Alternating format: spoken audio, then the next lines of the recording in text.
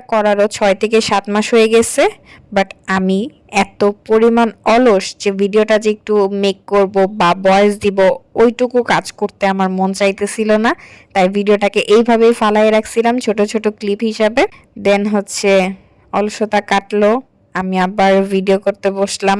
তখন মনে পড়ছে যে না, ওই ভিডিওটা করার আগে এই ভিডিওটা আগে মেক করি, ভয়েস ওভার দিই, দেন আপলোড করব, তারপর অন্য ভিডিওতে যাব। এইখানে একটা কথা আছে যে অর্ধেক রান্না করছে আমি আর অর্ধেক রান্না করছে আম্মু। আম্মু কিভাবে যে এত স্পিড ভাবে মানে এত হুটহাট করে রান্না করে ফেলে, বাট মজা হয় অনেক। মানে ওনার হাত অনেক বেশি স্পিড। আর আমি যখন রান্না করতে বসছি আমার যে কতক্ষণ লাগছে এটা রান্না করতে। তাই এখানে শুধু আমি যতটুকু রান্না করছি ওই ক্লিপটা আছে, আম্মুর গুলা নাই। আপনারা অর্ধেক দেখেই স্যাটিসফাই হন। আজকের ভিডিওটা হচ্ছে আমি কোয়েল পাখির ডিম এবং কোয়েল পাখি দিয়ে বিরিয়ানি রান্না করব।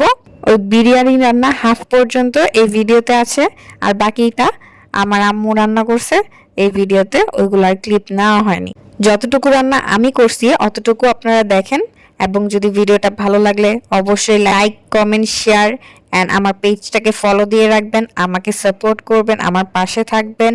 এবং যদি আপনারা ইউটিউব থেকে দেখে থাকেন তাহলে অবশ্যই আমার চ্যানেলটাকে সাবস্ক্রাইব করে দিবেন। সো চলুন ভিডিওতে যাওয়া যাক। আসসালামু আলাইকুম, this is Oishi Ahmed, welcome to our new blog. সর্বপ্রথম আমি যে পাত্রটার মধ্যে বিরিয়ানি রান্না করব ওই পাত্রতে পুরো ছোট বোতলের 1 বোতল তেল ঢেলে দিচ্ছি। দেন হচ্ছে এখানে দিয়ে দিচ্ছি এলাচ, দারচিনি, তেজপাতা, গোলমরিচ, লং, এগুলো সবকিছু দিয়ে একটু নাড়াচাড়া করে দিলাম। তারপরে হচ্ছে 1 বাটি পেঁয়াজ দিলাম, পেঁয়াজটাকে একটু ভাজা করে নিচ্ছিলাম। 2 চা চামচ পেঁয়াজ বাটা, আদা এবং রসুন বাটা, এগুলো দিয়ে ভালো করে নাড়াচাড়া দিলাম।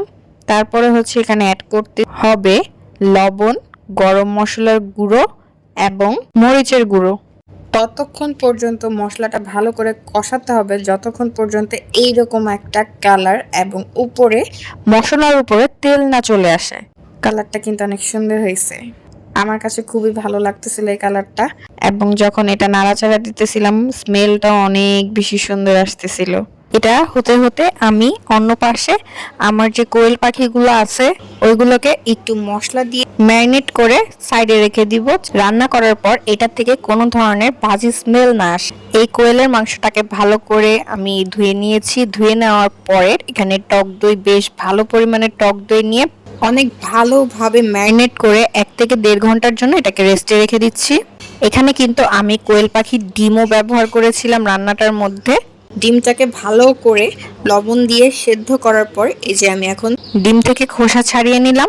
ছাড়িয়ে নেওয়ার পরে আমি আবারও আগের জায়গায় চলে গিয়েছিলাম। এখানে ভালো করে মশলাটা কষানোর পরে যখন তেলটা উপরে উঠে আসছে তখন আমি আগে থেকে ম্যারিনেট করে রাখা কোয়েল পাখির পিসগুলো একে একে করে উপরে সাজিয়ে দিচ্ছিলাম।